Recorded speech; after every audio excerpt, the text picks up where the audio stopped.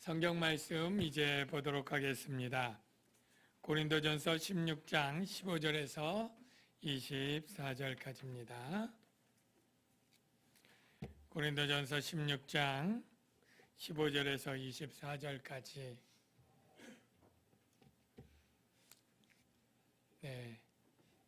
교독하도록 하겠습니다. 형제들아, 스데바나의 집은 곧 아가야의 첫 열매요 또 성도 섬기기로 작정한 줄을 너희가 아는지라. 내가 너희를 권하노니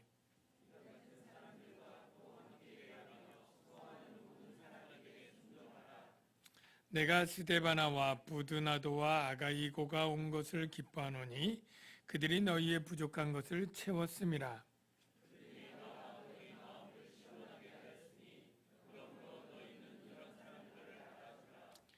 아시아의 교회들이 너희에게 무난하고 아글라와 브리스가와 그 집에 있는 교회가 주 안에서 너희에게 간절히 무난하고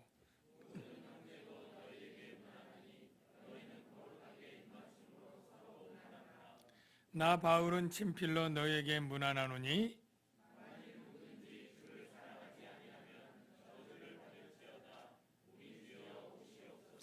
주 예수 그리스도의 은혜가 너희와 함께하고 나의 사랑이 그리스도 예수 안에서 너희 무리와 함께할지어다. 아멘.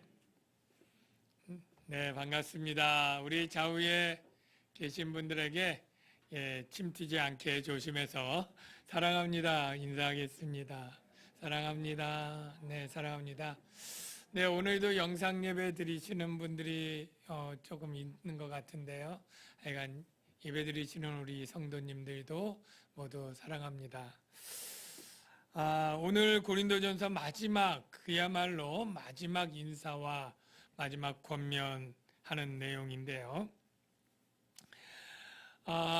우리가 신앙생활 여러분 다 하고 계신 거잖아요. 신앙생활 하면 하나님을 믿고 하나님을 사랑하고 하나님에 관한 생활인 것, 이건 너무나 당연한데요. 그러나 하나님에게만 향하지 않고 신앙생활은 반드시 사람들에게로 향하게 되어 있습니다. 믿지 않는 세상 사람들을 향해서는 전도와 구제 이렇게 보통 나타나게 되겠고요. 그리고 믿는 사람들과의 관계는 교회 생활을 통해서 보통 나타납니다. 여러분들이 다 남양주광역교회에서 교회 생활하고 있는데요. 이 교회 생활할 때 교회 생활을 어떻게 하는 게 하나님이 기뻐하시도록 잘하는 것일까? 여러분 이런 고민들 혹시 해보셨나요? 네, 잘 안 해보시나요? 네, 해보시기 바랍니다. 그런데 어떻게 하면 내가 교회 생활을 잘하고 또 성도들 간에 좋은 관계를 맺을 수 있을까? 물론 성경에 꼭 집어서 직접적인 대답은 없는데 오늘 본문을 통해서 그에 대한 대답을 들을 수 있는 그런 은혜가 있기를 바랍니다. 오늘 처음에 바울이 소개하는 사람이 있는데요. 바로 스데바나의 집 사람들입니다. 15절을 한번 볼까요?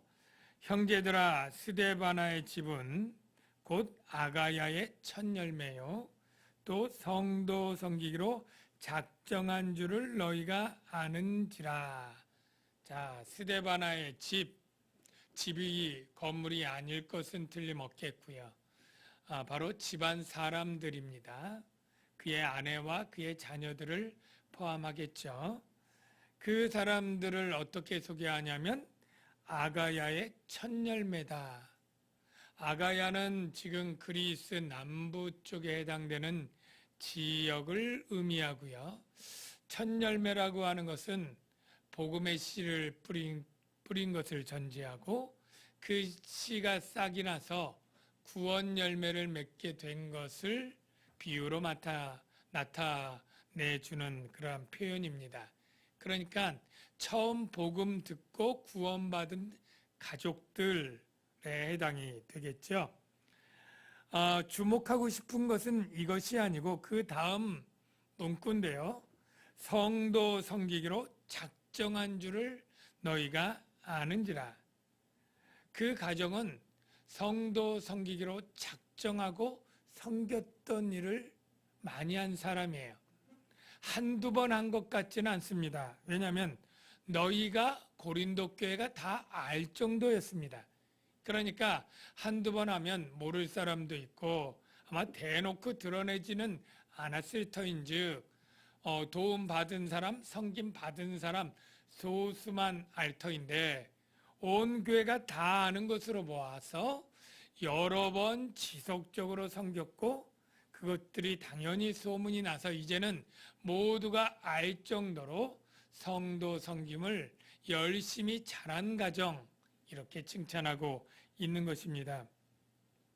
저는 여러분들이 바로 교회 생활을 어떻게 할까 해서 첫 번째 하나님이 가르쳐주는 메시지는 섬기려는 마음을 가지고 교회 생활을 해라 라고 가르쳐준다고 믿습니다. 여러분 교회 다닐 때 우리 교회 처음 등록할 때 아니면 교회 생활 시작할 때 여러분의 마음을 생각해 보세요. 대부분은 그럴 거예요. 이 교회 가면 나를 얼마나 환영해 줄까? 나를 얼마나 잘 영적으로 인도해 줄까? 나에게 얼마나 풍성하게 성경 공부를 잘 가르쳐 주고 얼마나 내가 봉사할 수 있도록 친절하게 대해 줄까? 이런 생각들 대부분 하셨을 거예요. 네, 좋습니다. 처음에는 그렇게 관심 있게 그런 생각 드는 것 자연스럽고 좋다고 생각이 돼요. 그런데 그것이 계속 그렇게 된다면 이것은 좀 문제 아닐까요? 우리가 어느 정도 거기서 섬김을 받고 정착을 하고 성장하게 되면 그때부터는 생각이 바뀌어지는데 이제부터 나는 내게 붙여준 사람을 얼마나 잘 섬길까? 어떻게 저의 유익을 위해서 내 유익을 포기하고서라도 도와줄까? 섬겨줄까? 이런 생각으로 바뀌어져야 되는 것입니다. 여러분, 그런데 섬김을 받는 게 편하고 좋아요? 섬기는 게 편하고 좋아요? 당연히 섬김 받는 게 편하죠. 섬기는 것은 쉽지 않습니다. 여러분 가만히 물이 높은 데서 낮은 데로 흐르는 것이 자연적인 현상인데 여러분이 어디에 가서 섬김을 계속 받는 자리가 편해요? 계속 섬겨야 되는 자리가 편해요? 계속 섬겨야 되는 것은 힘든 것입니다. 자연적인 게 아니에요. 내 본성이 원하는 대로 할 수가 없는 거예요. 그래서 여기 작정이란 말이 들어가지 않았을까요? 성도 섬기기는 우리의 자연적인 본성이 아닙니다. 작정해야 되는 겁니다.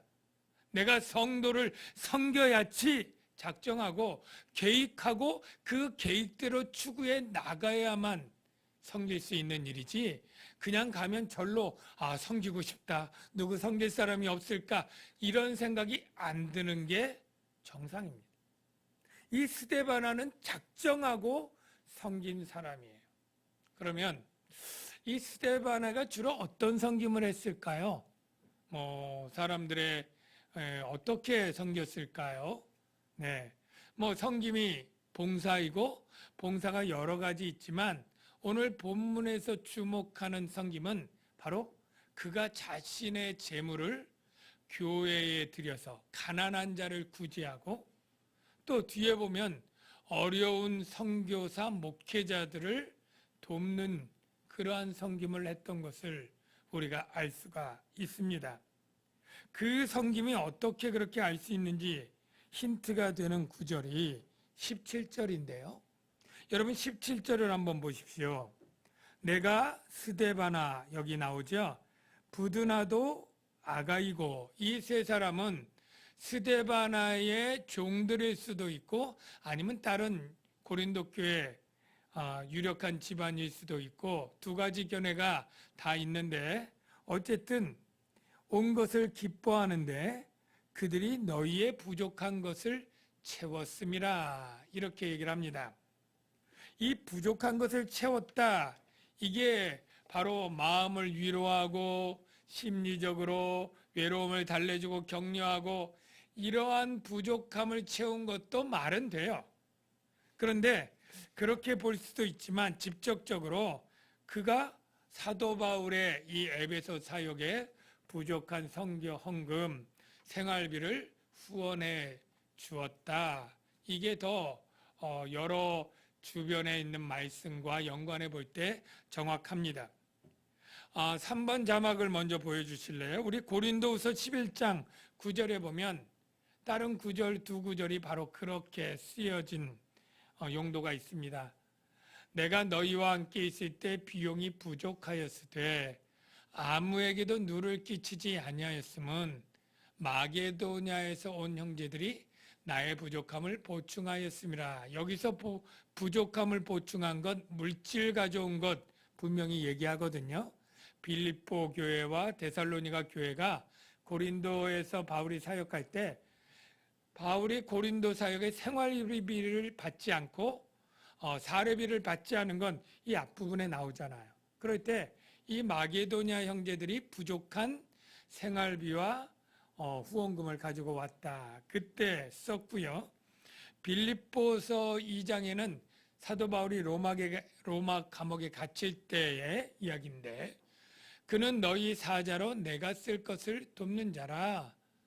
그가 자기 목숨을 돌보지 아니한 것은 나를 섬기는 너희의 일에 부족함을 채우려 함이니라. 여기서도 물질적인 부족함을 채우는 의미로 쓰였습니다.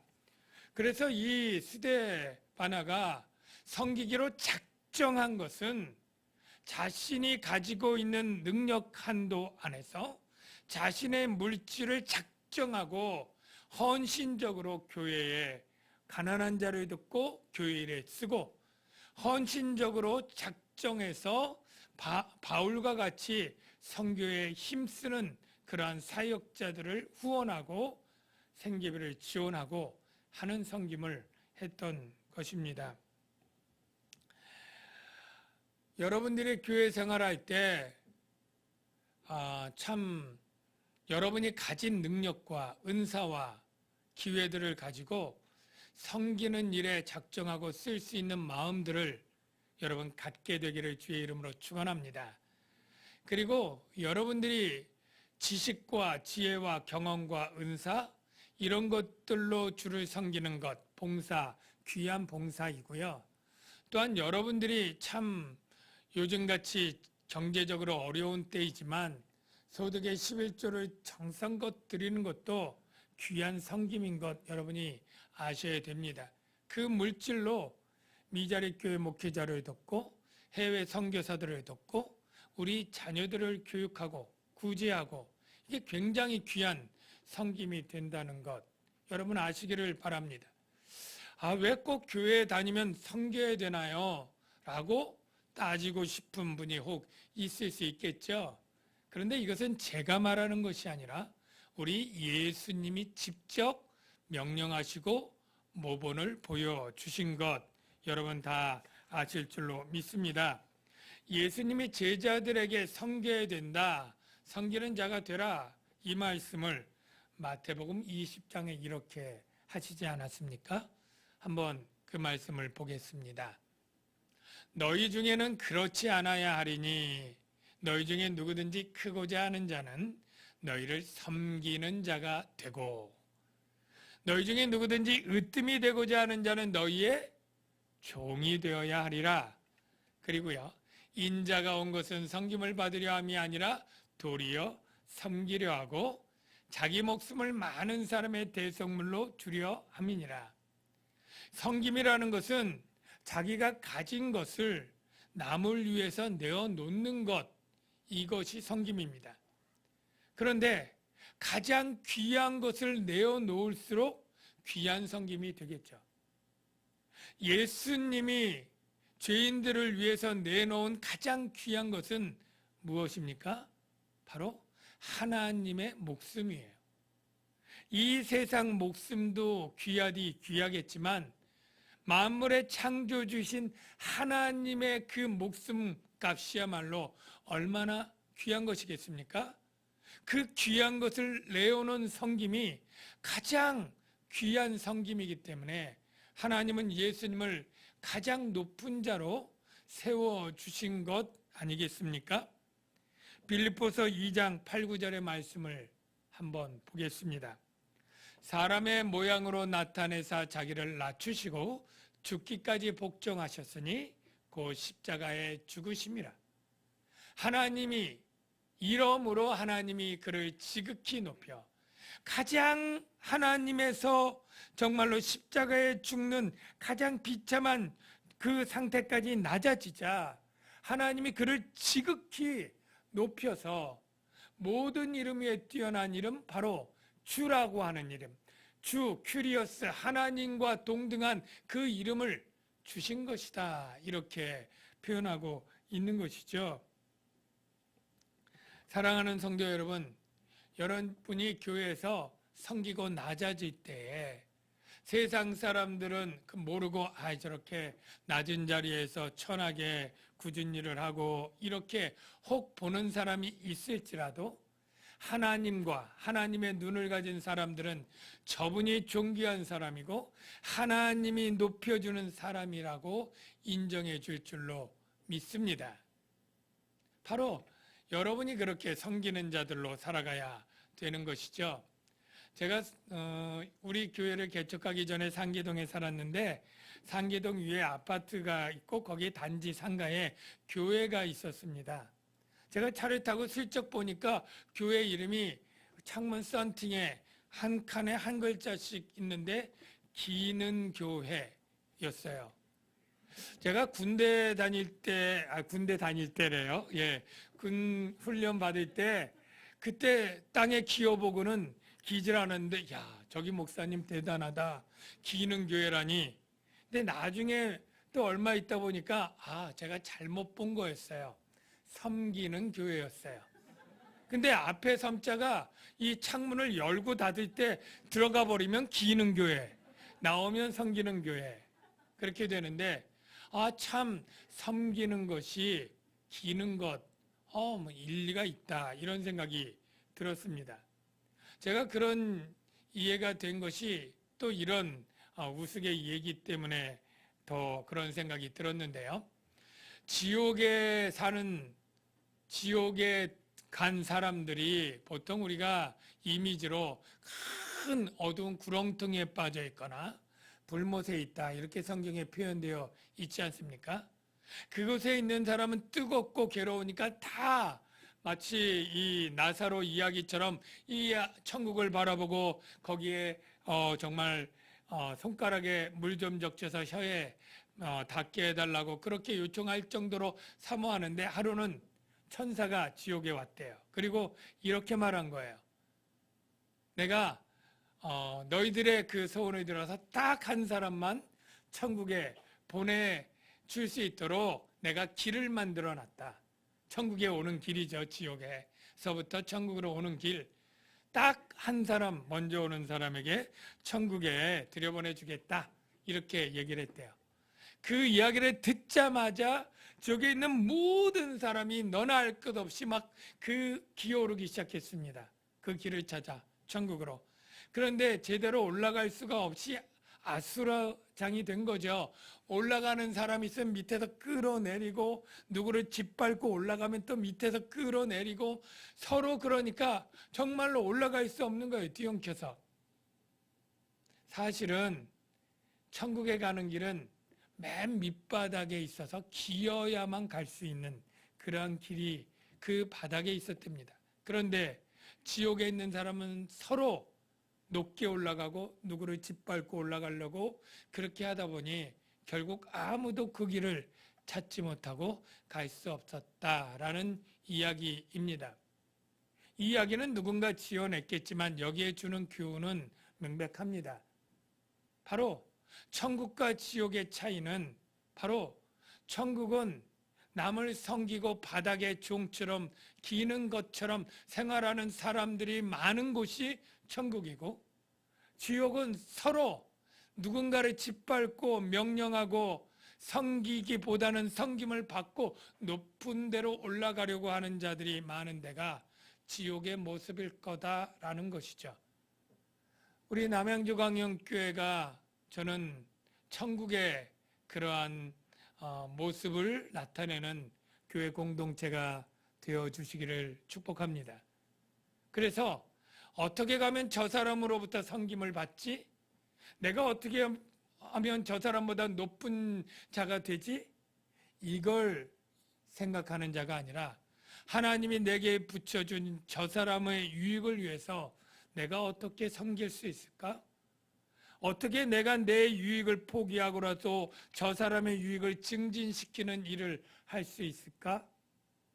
이런 생각들을 하면서 나아간다면 우리 교회는 정말로 섬기는 교회가 되고 그리고 천국의 모형을 이루는 교회가 될 줄로 믿습니다. 두 번째는 우리가 교회 생활할 때 어떤 사람을 알아줘야 되고 어떤 사람에게 순종해야 될까 하는 것에 대한 답변입니다. 여러분, 교회에서 하나님은 어떤 사람이 리더가 되기를 원하고 어떤 사람을 순종하며 인정해 주기를 바라는지 오늘 본문에 나타나 있지 않습니까? 바로 자신을 희생하면서 남을 섬기는 이런 사람들을 알아주고 순종해라. 자, 16절을 보십시오. 이 같은 사람들과 함께 일하며 수고하는 모든 사람에게 순종해라. 그리고요, 18절. 그들이 나와 너희의 마음을 시원하게 하였으니 그러므로 너희는 이런 사람들을 알아주라. 여기 나와 너희의 마음을 시원하게 하였다라는 걸 조금 설명을 하면 시원하기 전에는 굉장히 답답했겠죠. 고린도 교회 성도들도 답답하고 사도 바울도 답답하고 둘의 관계가 답답한 관계가 되었다는 거예요. 왜 그럴까? 이 성경을 통해 찾아볼 수 있는 이유 두 가지를 찾아보면 서로 간에는 불신과 오해, 반목이 있는 거예요. 고린도 교회에는 바울을 싫어하고 대적하는 자들이 있었고 그게 다른 파에 속한 사람이기도 하지만 이 본문에 보면 일단 사도 바울이 헌금 모금하는 것을 불신해요. 저가 저 돈을 모아서 개인적으로 사리사욕에 쓸지 어떻게 알겠어? 이러면서 불신하는 사람들도 있고 그리고 사도 바울의 사도권을 의심하는 자들이 있어요. 저는 예수님의 제자도 아니고 한데 어떻게 사도란 말이야? 라고 사도권을 의심하고 하는 그러한 자들이 있는 거예요. 사도 바울의 마음이 얼마나 답답하고 깝깝하겠어요. 그게 풀리지 않는데 이 사람들이 이 고린도 교회의 여러 가지 분란의 문제를 가지고 이 고린도에서부터 에베소까지 온 거예요. 그리고 이 문제를 말하면서 사도 바울에게 자문을 얻고 문제 해결책도 받고 그리고 사도 바울이 이 고린도 교회의 오해와 불신을 정말로 하고 싶은 말 다 해서 변명하고 설명하고 권면할 수 있도록 다시 편지를 갖고 돌아가서 회신할 것 아닙니까? 이렇게 이 교회와 이 사도와의 막힌 관계를 뻥 뚫어주고 시원하게 해주는 이런 섬김을 하게 되는데요. 근데 생각해 보십시오. 이런 섬김이 말로는 쉽겠죠. 그런데 여기가 어디에서 어디로 온 거예요? 고린도에서 에베소, 유럽에서 아시아로 온 거예요. 여러분, 그 당시에 얼마 동안 여행해야 여기를 왔다 갔다 할 수 있을까요? 배라도 자주 있는 것 아니지 않습니까? 그러니까 아마 최소한 빨라야 한 달이고 보통 2달, 길면 3달도 걸릴 수 있는 여행 기간입니다. 그러면 평균 2달 걸리면 2달 동안 몇 끼 먹어야죠? 자야죠? 경비가 얼마나 들까요? 많이 들겠죠. 이 사람들은 다 무의도식해도 먹고 살 수 있는 사람들일까요? 아니면 고린도에서 날마다 우리처럼 생계를 유지하고 생활을 하던 사람일까요? 가족이 있지 않겠습니까? 그러면 두세 달 집 비운다고 하면 여러분 남편 중에 쉽게 낼 수 있는 사람 여기 한두 사람 있을까요? 2달 동안 자기가 하던 가업, 생활, 모든 것 포기하고 교회의 문제 해결을 위해서 저기 선교사님과의 갈등을 해결하기 위해서 2달 동안 내가 하던 일 모두 내려놓고 다녀온다는 것이 쉬운 일 절대 아니지 않겠습니까? 이게 바로 교회가 조금 더 평안하고 안전하고 하도록 섬기는 귀한 일들인데 이러한 섬기는 사람들을 좀 알아주고 이러한 사람들의 교회의 지도자가 되고 순종해야 된다라고 사도 바울이 가르쳐 주는 거죠. 물론 많은 교회가 섬기는 자들이 지도자가 되어 있고 지도자들이 다 섬기는 일 하고 있지만 꼭은 아닌 것 같습니다. 세상 사람들 가운데 지도자들은 어떤 사람이에요? 주로 능력자들이죠. 예. 권세가 많거나 지식이 많거나 돈이 많거나 뭐 힘이 많거나 능력자들. 근데 이 분위기가 교회 안에도 그대로 들어올 수 있어요. 그래서 세상에서 고위 공직자면 교회에서 그냥 장로님 되기도 하고 그냥 직분자 얻기도 하고 부장 대장 다 되고요. 세상에서 돈 많은 사람들이 교회 안에서도 그렇게 그냥 인정받고 그렇게 직분 얻고 그냥 지도자가 되기도 하는데 사실 그것은 옳지 않습니다. 교회 안에서 능력이 많다고 다 섬기는 자면 얼마나 좋겠습니까마는 능력이 많고 지식이 많고 돈이 많다고 다 섬기는 것 아니잖아요.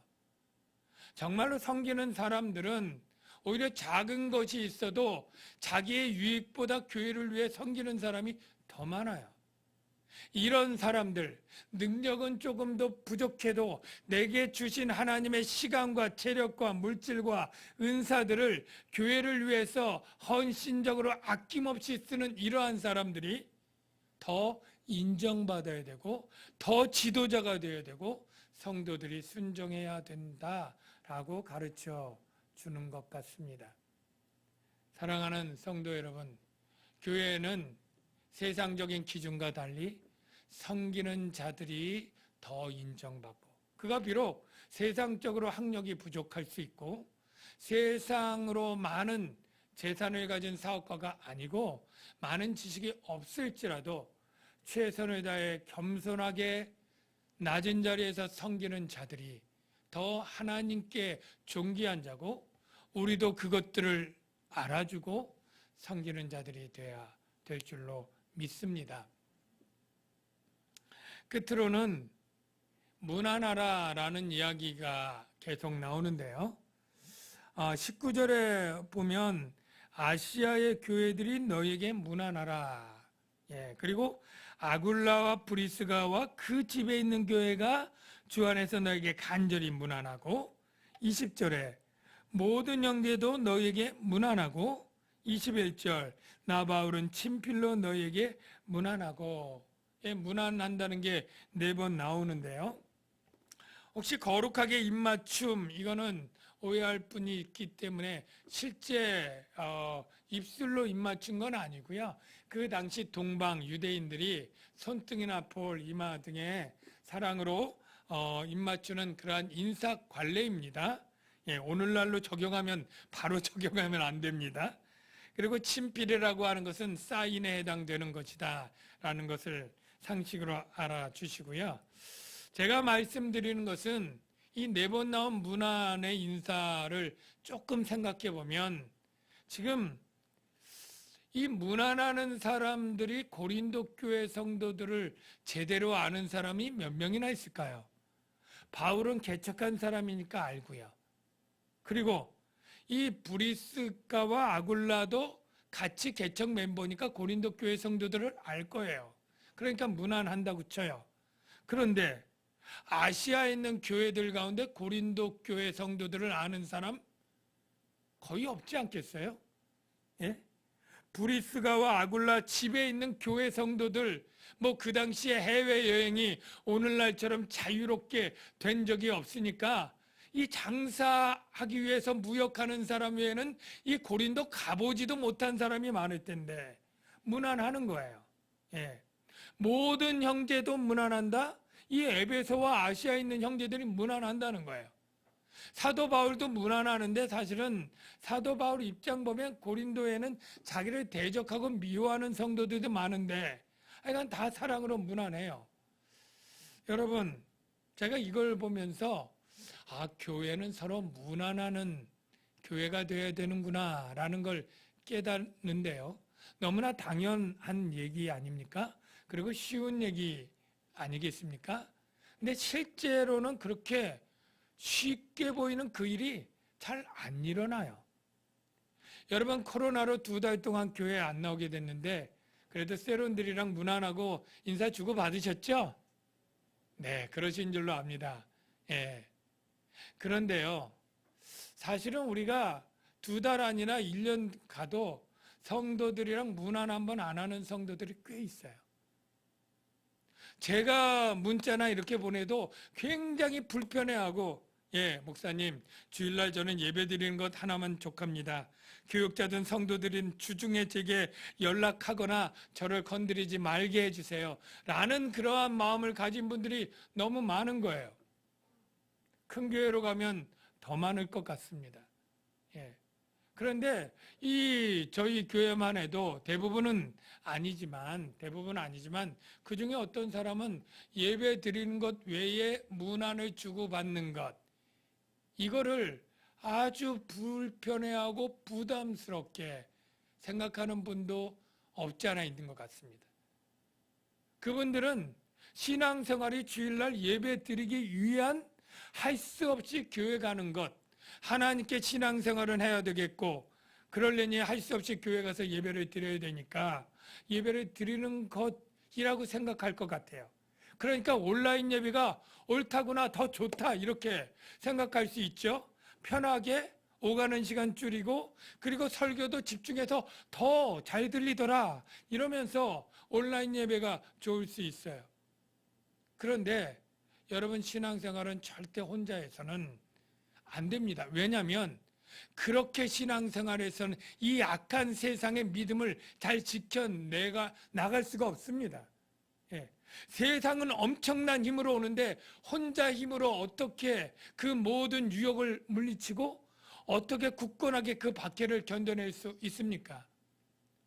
여럿이 모여서 서로 위험하면 격려해주고 슬프면 위로해주고 그렇게 세워주면서 서로 하나 되어서 나가야 그나마 이기기도 벅찬데 혼자 신앙생활은 절대 이겨낼 수가 없기 때문에 하나님이 교회를 디자인하고 만들어서 모이기를 패하는 어떤 사람들의 습관과 하지 말고 그날이 오물 가까이 볼수록 더욱 그리하자, 더욱 모여라 라고 우리에게 가르쳐 주는 것 아니겠습니까?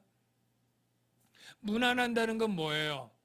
안전한지 평안한지, 혹 안 그러면 위로해주고 기도해주고, 혹 슬퍼하면 정말 찾아가서 격려해주고 손 한번 잡아주고, 이렇게 하기 위해서 무난하는 거죠.